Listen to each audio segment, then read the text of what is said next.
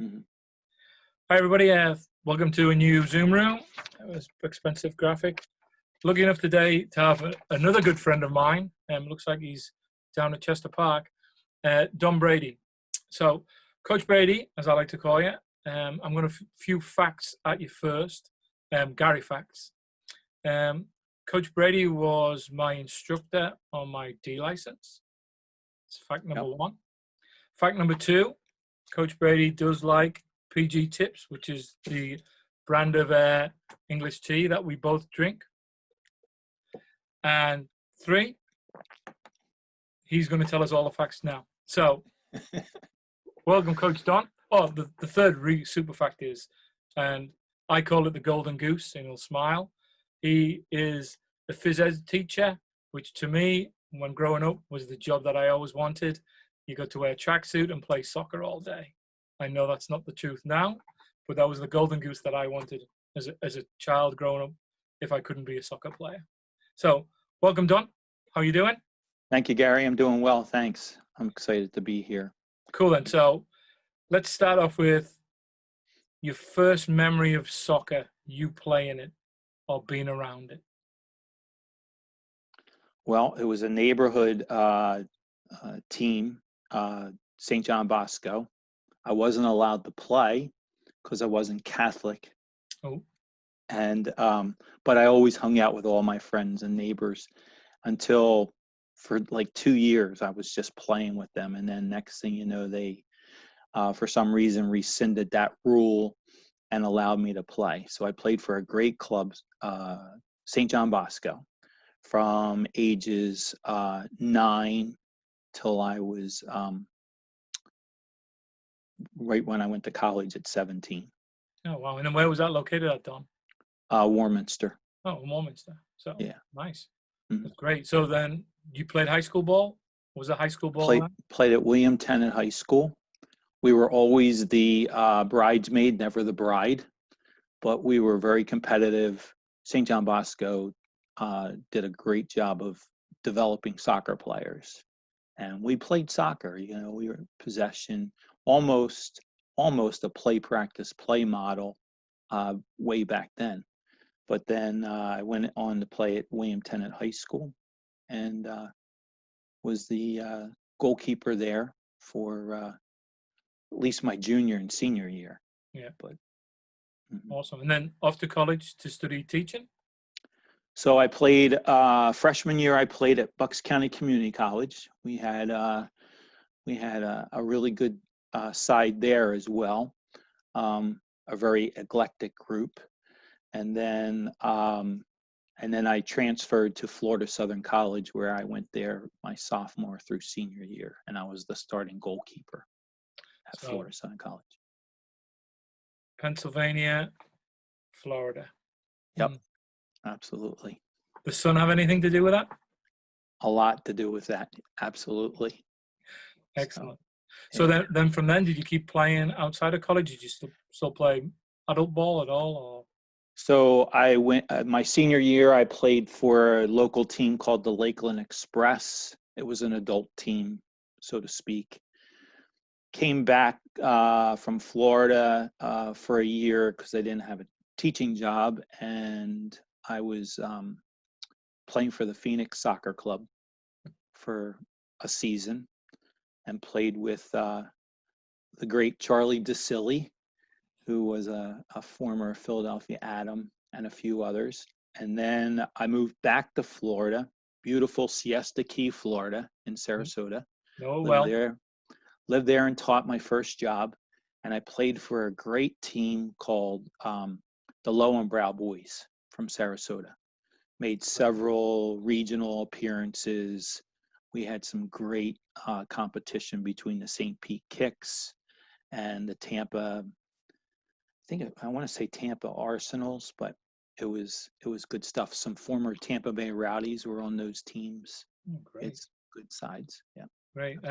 And then work brought you back to Pennsylvania? I got a teaching job at Newtown Friends School. That taught me a lot about being humble. Okay, and that a good win was a good Quaker win was a tie. All right. And then so I was there for 4 years. Then I went to Germantown Academy, and then Central Bucks. Cool. And then how many years altogether did you coach high school? I coached high school for 29 years. Wow. So as part of your teaching job, coaching was part of that basically. So is that where you got your feet wet in the coaching world? Started right off right there in Sarasota, coaching middle school soccer the first 4 years, Wow. and worked on got my C license at Westchester University during the summer. Went to my first coaching convention, NSCAA coaching convention, and I had my first ODP team. They called it Select back then. It was Sarasota U16 Select was my first ODP team. So yeah, I was definitely getting my feet wet back in the early 80s. And yeah, it's been great so far. So then just to pause there before we go into the coaching realm. Favorite player of all time, Mm, favorite current player, and do you follow a team or two teams? yeah, wow. Favorite player of all time, if I had to pick a goalkeeper, it was going to be Zepp Meyer. Nice. Um, if it was oof, a field player, it would have to be Franz Beckenbauer or Pelé. Not Yeah. slouches at all. Yeah. Right now, I'm following Liverpool, which Enjoying the is ride, right? enjoying the ride. Exactly right. Yeah, definitely a bandwagoner on that Yeah. one. But yeah, they're fun to watch. Yeah. And any favorites in that, or is it just the way they play? Yeah, definitely the way they're playing right now. I mean, I like because he's such a stud Milner, Yeah. but there's so many great players on that team. Yeah, definitely. Yeah. They're fun to watch, even Hmm. though Yeah, I know. I know. Let's just leave it at that. Um, so coaching, the usual question or the usual answer I get back when what's the hard thing about coaching is you're not allowed to cross over that line and change things yourself. Um, so you've been coaching for a number of years, and again, being a coach and educator. Tell me how you got from. Did the coaching education the leaning towards coaching education come from your teaching side, or did it just fall into place? How did that happen? Hmm. That's a good question. I mean, the coaching side was something I always wanted to do, just like teaching. And you call it the dream job, which it has been a dream job. 39 years of teaching and coaching all together. But the coaching side, I'd have to really reach back into the time when Bob Urban Mm-hmm. was doing the coaching schools from his home for EPYSA. Um, that was and Shelley Chamberlain. Those two were great mentors for me. Actually, when I went for my master's degree in sports administration, Shelley was my mentor, and I did a lot of work out of EPYSA's office in Horsham. Oh, cool. And I did a lot of coordinating of camps. And from that, just Shelley was awesome. And then John Oberholzer, was running camps, and, I just kept going.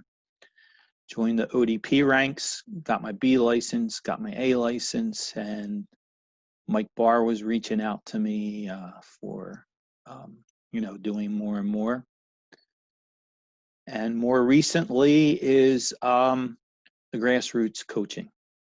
So that's been a great experience for me and No, growth. and it's fun to have you on both ODP staff and the education staff. Yeah, Absolutely. it's been great. Um, what do you see different now when you've just gone through, well, not just gone through, 2 years down the grassroots training, when a new coach turns up and at the course, not knowing what to think, what's the difference now compared to way back when I took my D license? What's the difference in the people? I mean, again, I think what I've seen is that a lot more people played soccer now coming through, so there's that little bit more of a background in there in the person who turns up at the course. But what's the difference with the education piece now that you see, that you like? Well, I think first of all, you're right. There's two differences in models, and maybe it's not so different from way back when you took the D. You had the parent coach, and you have the well, back then you had the parent coach and the experienced player who was trying to develop into coaching education. Now you have young coaches trying to make a living with coaching, but you still have the parent coach too. Yeah. Okay.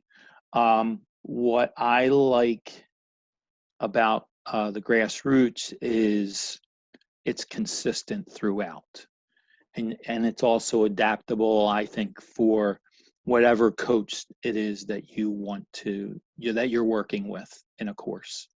I like that for sure. Also, before we were giving all the answers. We were showing them training sessions. We were showing them activities and games and things like that, where now they have to kind of sort it out themselves. And that's a little bit of a struggle for that parent coach, but I think. And it's also a skill set that the other instructors need to have now, again, to let go of the reins and trying to guide instead of command and tell them what to do. And again, you're very good at that. And also, if anybody knows you, you're very humble.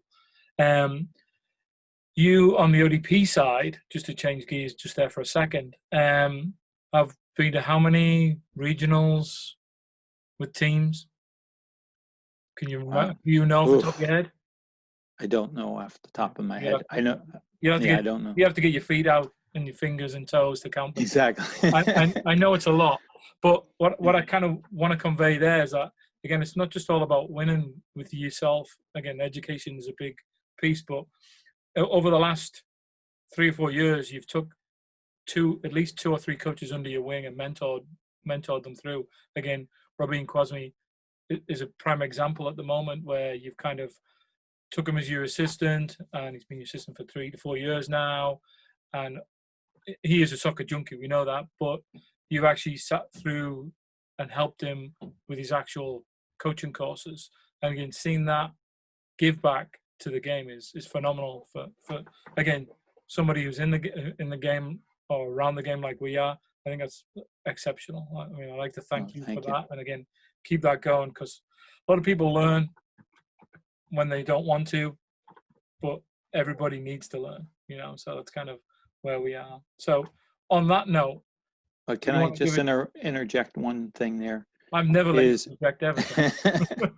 Go ahead. Yes, please. That was an awesome experience going through the course with Robin. It was awesome. It just enhanced our friendship, but I was learning too. Yeah. And that's the one thing that I think is important here, is that we're lifelong learners. Yeah. And we keep going. Yeah, I'm old, but I love learning. And that'll go back to Coach K from Duke, who said, if we stop learning, we should stop coaching. Yeah. And I strongly feel that way. Yeah, I feel the same. If I know it all, then it's time to stop.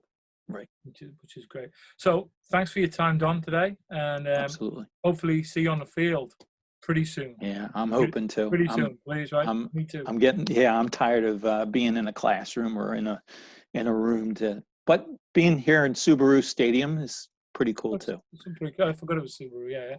That looks nice. Looks like there might be a bit of a storm coming though. Yeah, I think we are getting storms. And give a shout out to the school that you coached the most at, so everybody knows that didn't have you as a teacher. The school that had me as a coach? Yeah, shout out all the high schools. So all the high school. Yeah. Okay.